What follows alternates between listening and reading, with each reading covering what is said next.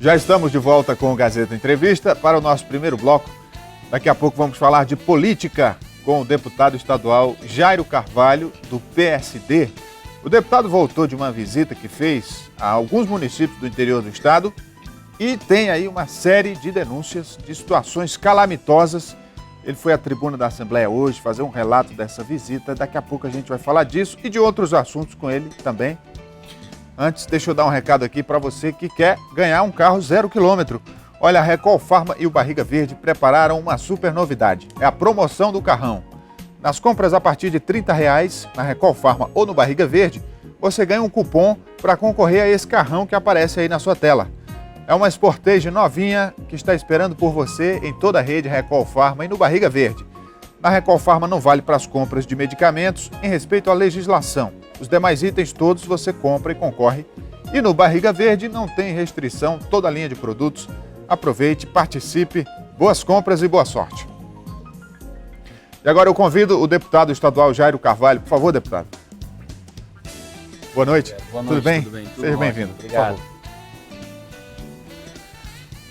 Então, deputado, o senhor hoje foi à tribuna da Assembleia. O senhor sempre vai à tribuna, mas hoje o senhor foi com uma série de informações, de situações que o senhor observou em municípios do interior do estado, na região do Juruá, e situações que diz respeito ao governo, ou seja, atitudes que o governo deveriam tomar que não toma e isso acaba prejudicando a população, conforme o senhor colocou. O que é que o senhor viu lá nessa viagem? Quais foram os municípios? Então, Rogério, estive visitando Porto Walter, Rodrigues Alves, Manso Lima, 3 municípios ali da região do Vale do Juruá. Mas fui precisamente no município de Porto Walter. Subi, preferi ir de barco, né? Porque de avião não se vê nada. Então resolvi encarar o rio de barco. Foi um dia de viagem que gastamos devido à imensa dificuldade que o rio, nessa época do ano, está dando àquela população. Então, um dos descasos que eu vi e observei ali é o abandono do governo com os ribeirinhos do rio Juruá, que são milhares de produtores rurais, pessoas que fabricam lá, faz a sua farinha, que é um dos meios de alimentação deles, da economia deles, e aí eles ficam intrafegáveis.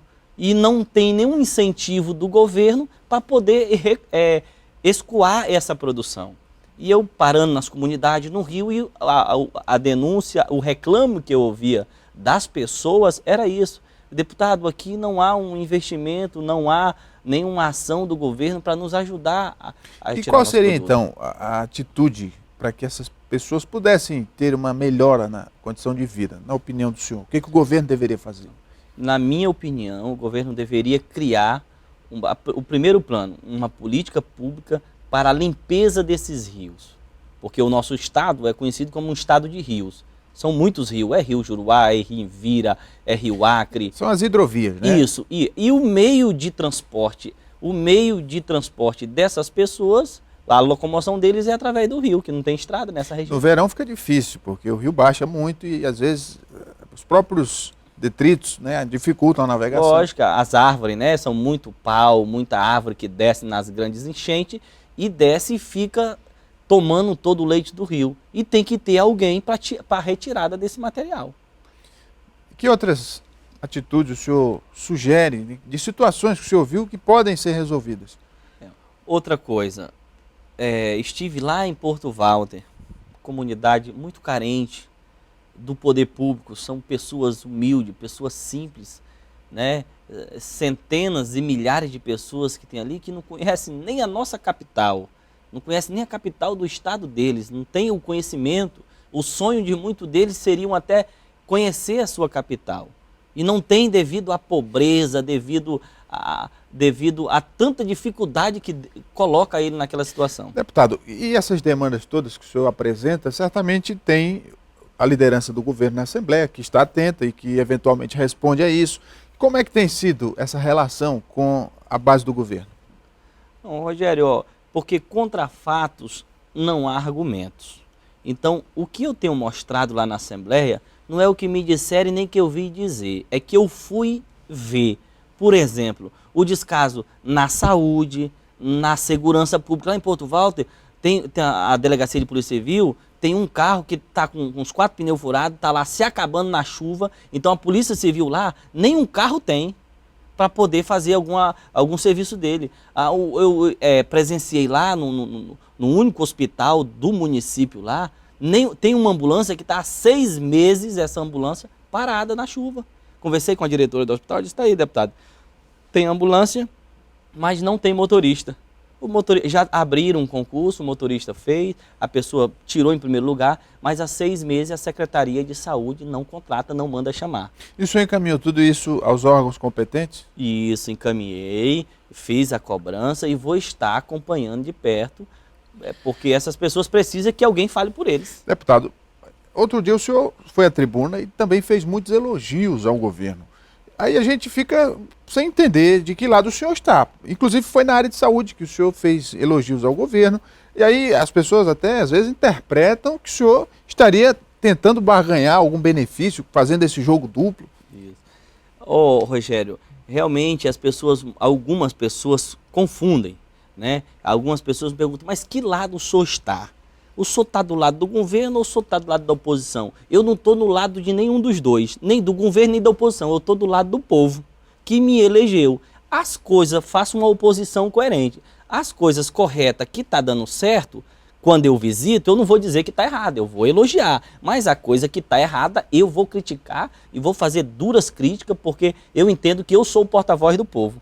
Legítimo, eleito por eles. Então, eu tenho que usar a tribuna para falar. Mesmo que isso destoe um pouco do bloco de oposição, que tem uma posição bem delimitada, bem clara, de criticar e de fiscalizar. Isso lógico, eu tenho até conversado com meus colegas da oposição, que somos 7 hoje lá na casa, e tenho dito para ele, essa é a minha posição. As coisas boas que eu vejo que está dando certo, jamais eu vou estar criticando, eu elogio, não tem nenhum problema. Porque a minha questão não é pessoal com o governador, que eu não tenho nada pessoal com ele, nem com ninguém de PT. A minha questão é a ação do governo para o povo. Foi para isso que ele foi eleito. Deputado, o seu partido, PSD, como é que está se estruturando para as eleições do ano que vem? Nessa viagem o senhor também tratou disso, né? Tratei, fizemos algumas filiações em Porto Walter, né, muito boa. Pessoas estão migrando para o nosso partido, pessoas influentes até lá em Porto Walter e em todo o estado do Acre. Estamos nos preparando para 2016, nós concorremos prefeitura, vice-prefeitura, candidata a vereadores, nós vamos ter em todo o interior desse estado. Alguns municípios o PSD tem uma projeção maior e pode lançar candidatura própria. Por exemplo, aqui em Senador Guiomar, o PSD tem planos de lançar um candidato? Nós temos plano. Um exemplo, o meu nome, por exemplo, tem sido cogitado.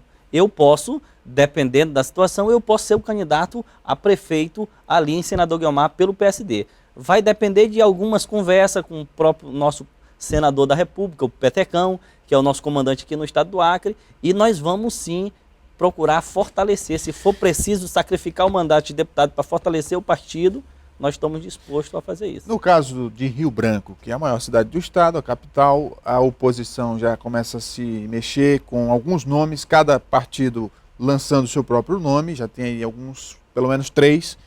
Como é que o PSD vê esse movimento de várias candidaturas na oposição?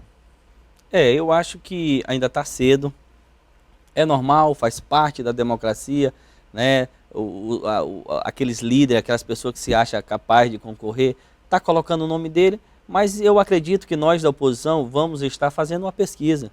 E o melhor nome que tiver na pesquisa, eu acredito que nós vamos unir para um nome só, para a gente, no mínimo, ter condições de concorrer aí de igual para igual com o atual prefeito. Então, o senhor defende uma única candidatura? Uma única candidatura. Nas reuniões que já participamos, que vamos participar, eu sempre vou estar defendendo isso. Uma única candidatura.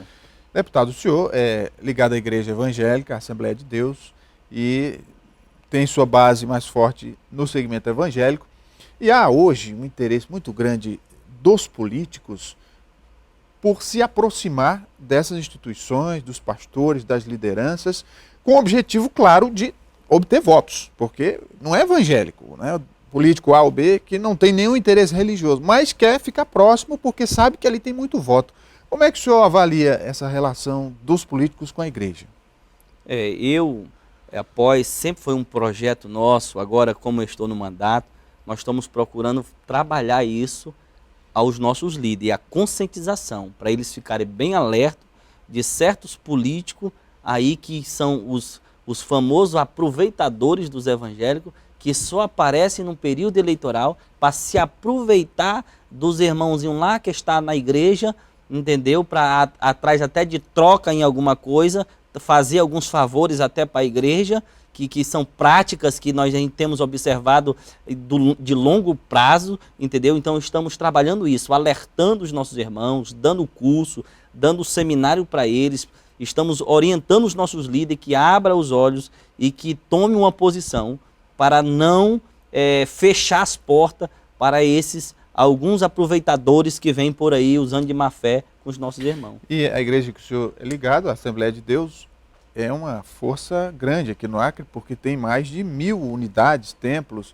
e isso acaba se tornando um contingente muito grande de população e de eleitores.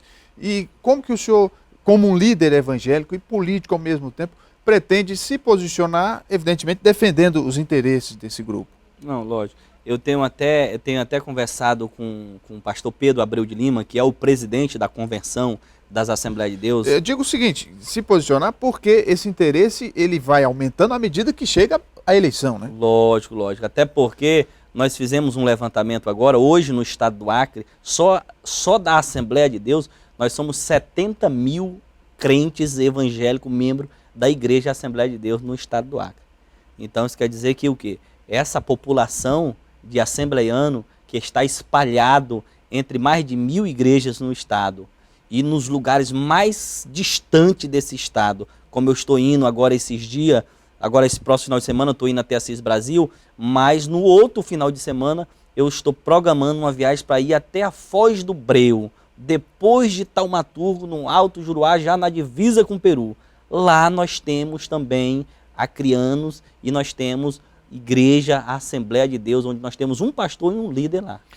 Deputado, agora voltando para o seu mandato, como é que o senhor avalia esse primeiro semestre, já caminhando para o segundo, que é o seu primeiro mandato como deputado estadual, e essa relação com as forças políticas? Quer dizer, o senhor saiu de uma condição de alguém que tinha uma militância mais restrita para um mandato de deputado estadual, que o senhor tem uma projeção no estado todo. Como é que foi essa transição? O que é que o senhor avalia até agora? Não, muito bom, Rogério. São os primeiros 6 meses que concluímos aí, né? Visitei já 90% desses líderes evangélicos no estado do Acre e fazendo essa visita a eles e vendo já as necessidades, né? E tenho adquirido muita experiência nesses primeiros 6 meses, tenho visto a força dessa instituição, né, que é a Assembleia de Deus, no estado do Acre, e da minha responsabilidade como hoje um pastor, que sou pastor da Assembleia de Deus, desde os meus 13 anos de idade que eu milito nessa fé, né, nessa instituição, eu passei por todos os estágios dela, né?